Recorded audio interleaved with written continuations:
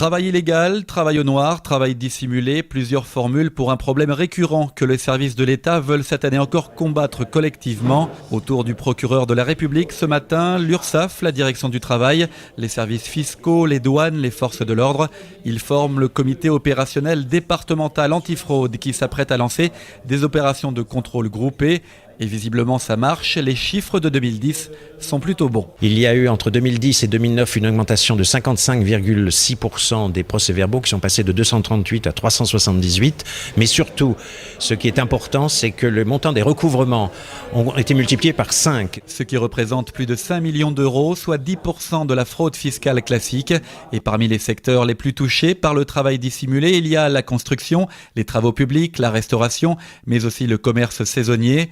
Les services de l'État l'affirment, ils ont acquis une solide expérience de la fraude.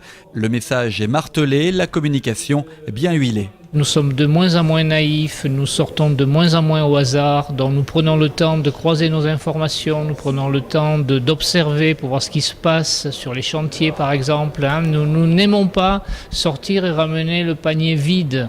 Mais pour l'URSSAF et les autres services, les employeurs ne sont pas des ennemis, la grande majorité des patrons est honnête. Reste à convaincre les salariés des dangers du travail au noir. Un salarié en situation de travail dissimulé, il n'est pas payé à sa juste valeur et surtout il n'a aucune protection sociale.